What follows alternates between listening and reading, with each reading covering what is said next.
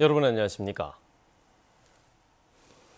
정부가 지역 소멸 위기에 대응하기 위해 인구 감소 지역을 지정하고 대책을 내놨습니다.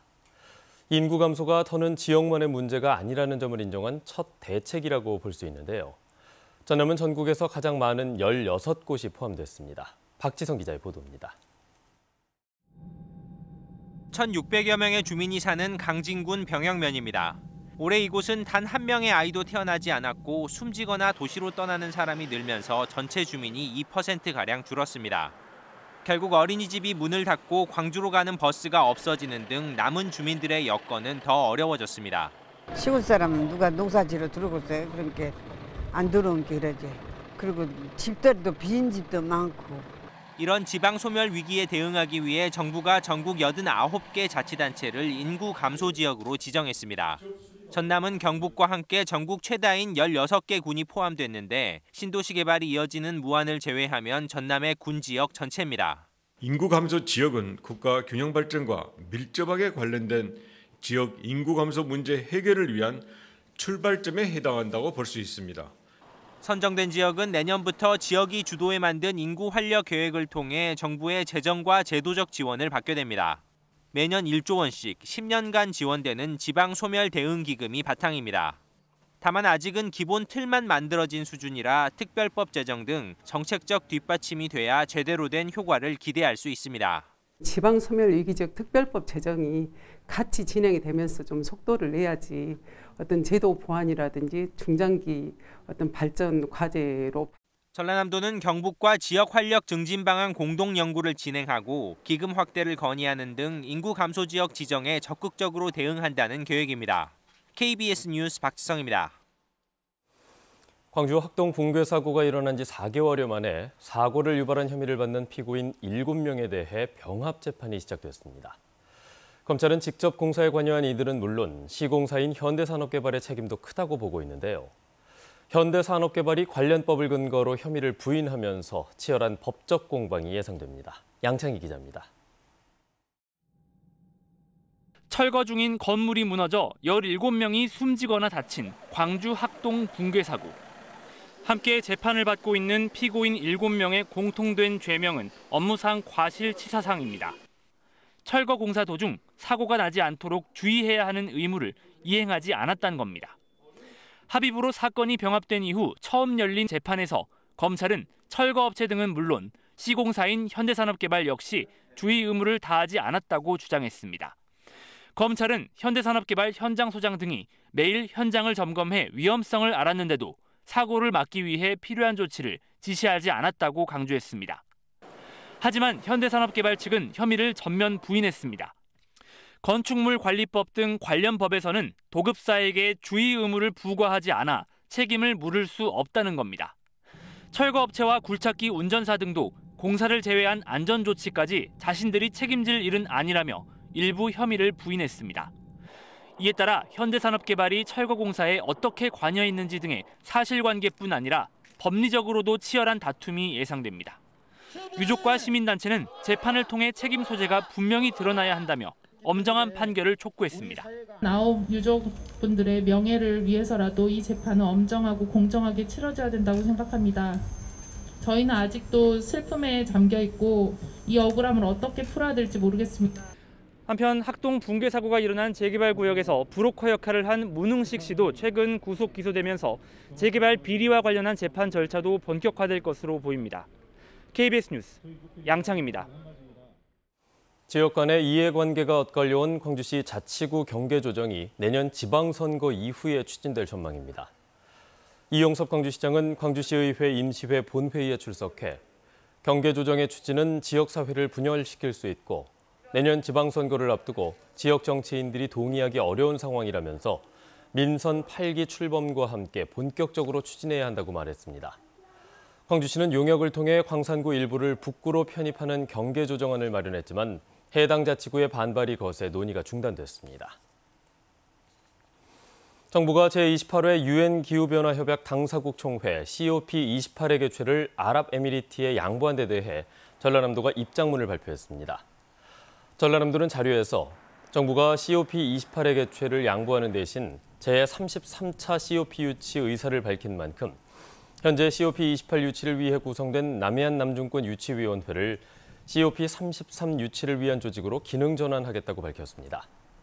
전라남도는 또 여수를 중심으로 한 남해안 남중권을 기후변화 선도지구로 지정하고 지원기관 설립 등의 내용을 담은 특별법 제정과 탄소 중립 실증 산업단지 조성을 정부에 건의할 예정이라고 밝혔습니다. 5.18 당시 배우자나 자식을 잃은 5월 어머니들은 지난 40여 년간 누구보다 광주의 비극을 알리는 데 앞장서 왔습니다. 그 통안의 세월, 어머니들이 가슴속에 품어왔던 아픔을 현재 노래로 만드는 작업이 한창이라고 합니다. 김정대 기자가 다녀왔습니다. 5.18 첫 희생자 김경철 열사의 어머니 임근단 씨. 아들의 폭도 누명을 벗기고자 광주의 진실을 외치며 수없이 찾았던 망월동 묘역을 떠올리며 노래합니다.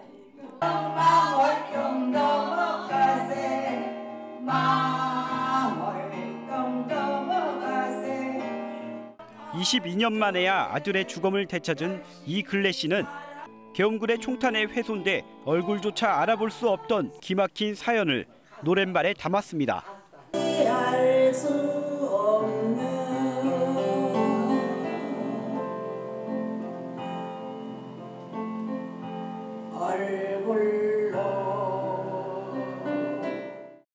지역 예술인들이 대거 참여한 이번 5월 어머니의 노래 프로젝트는 5.18로 인해 배우자나 자녀 등을 잃은 5월 어머니 15분의 사연을 각각 노래로 만들고 육성으로 남기기 위해 시작됐습니다. 무엇보다 가장 큰 의미는 어머니들의 그 켜켜이 쌓인 한을 풀어드리는 사업입니다. 노래를 부르자 떠오르는 그날의 기억. 어머니들은 눈가에 고이는 눈물을 애써 참으며 5월의 진실을 알리기 위한 노래 연습에 집중합니다. 나 죽으면 누가 우리 새끼에 대해서 말을 하고 메시지는 안 갈 거예요. 그것이 제일로 가슴이 영쳐요. 천리 먼 길 가시만 길 공목에 세워. 5월 어머니들의 사연이 담긴 노래는 오는 30일 국립아시아문화전당 무대에서 첫 선을 보인 뒤 음반으로 발매될 예정입니다. KBS 뉴스 김정대입니다. 남해안에서 자취를 감춘 보리새우 자원을 되살리기 위해 전라남도가 어린 보리새우 300만 마리를 방류했습니다. 앞으로 방류량을 더 늘릴 계획인데 어업인들의 소득 증대가 기대됩니다. 정아람 기자입니다. 고흥해안 선착장입니다. 화물차 수조에서 보리새우를 퍼나르는 작업이 한창입니다. 연구소에서 부화시켜 한 달 동안 키운 보리새우 치아들입니다. 지금 보시는 것처럼 호수를 통해 방류되는 보리새우 치아는 이 연안에서 머무르다가 1년 안에 다 자라게 됩니다. 남해안 어가의 대표적인 고소득 품종인 보리새우는 5년 전만 해도 연간 59톤이 잡혔지만 불안정한 수온 영향 등으로 어획량이 급감해 최근에는 5분의 1 수준으로 줄었습니다. 어획량 회복을 위해 인공 부화한 보리새우 치아를 바다에 뿌리는 작업이 이뤄진 겁니다. 도내 보리새우 어획량 확대와 어업인들에게 좋은 소득원으로서 방류를 통해서 얻을 수 있도록 그렇게 지금 추진을 하고 있습니다. 남해안 일대에 방류된 보리새우 치아는 약 300만 마리. 어민들은 효자 품목인 보리새우 어획량 증대를 기대하고 있습니다. 내년에도 이렇게 기대가 참 되고요. 기대 효과가 더 끝나지 않게 새우가 좀 잘 커서 내년에 많이 잡혔으면 좋겠습니다. 전라남도 해양수산과학원은 올해 쭈꾸미와 갑오징어 등 2천만여 마리를 방류하는 등 고소득 품종 종자 방류를 지속할 계획입니다. KBS 뉴스 정아람입니다.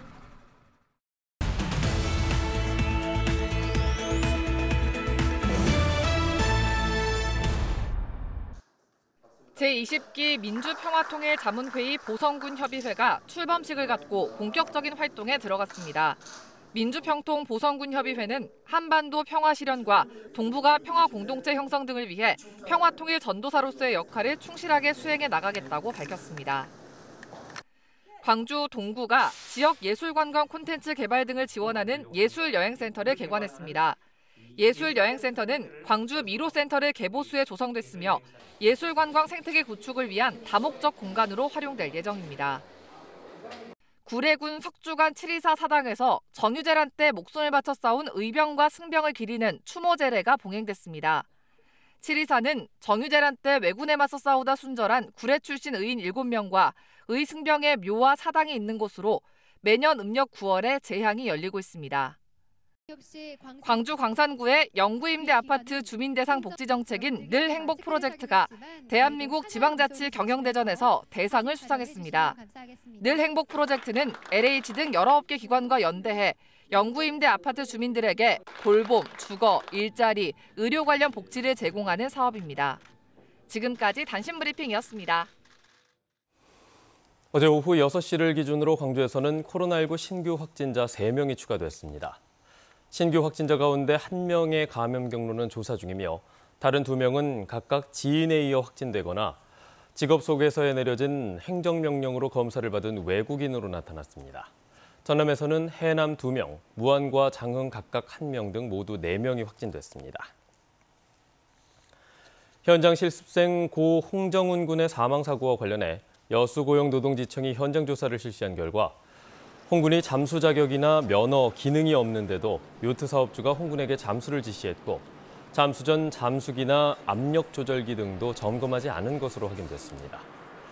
노동지청은 또 2인 1조 작업이나 안전장비 제공 등 안전수칙 위반 등이 적발됐다면서 사업주를 기소 의견으로 검찰에 송치할 예정입니다. 한편 전국교직원 노동조합은 앞으로 2주 동안 홍 군을 기르는 애도 주간을 운영하면서 현장 실습 폐지 등의 대책을 요구할 방침입니다.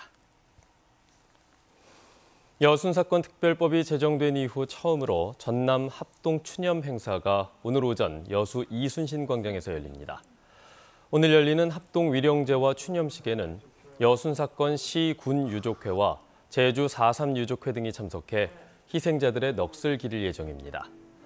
여수시는 또 오동도의 여순사건 기념관을 개소하고 창작오페라 1948년 침묵 공연 등 여순사건을 알리는 다채로운 행사도 마련합니다. 광주국세청 등에 대한 국회 기획재정위원회의 국정감사에서 과오납 환급액 최고금액 갱신 등에 대한 지적이 이어졌습니다. 국회 기획재정위원회 양향자 의원은 광주지방국세청의 국세 과오납 환급 건수가 지난 2016년 3만 2천 건에서 지난해에는 5만 건으로 급증했으며 금액도 2,840여억 원으로 역대 최고 금액을 기록했다고 밝혔습니다.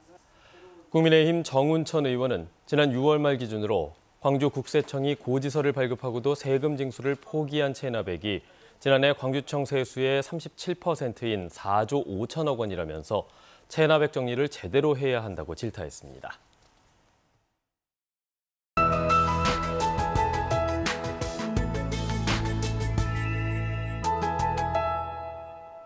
오늘은 가을 추위가 잠시 주춤하겠습니다. 물론 평년에 비해서는 기온이 낮은 편이지만 어제 아침이 워낙 기온이 낮았던 터라 오늘은 비교적 쌀쌀함이 덜한데요. 아침 기온 어제보다 6도가량 높게 시작하고 있고요. 한낮 기온은 18도로 선선하겠습니다.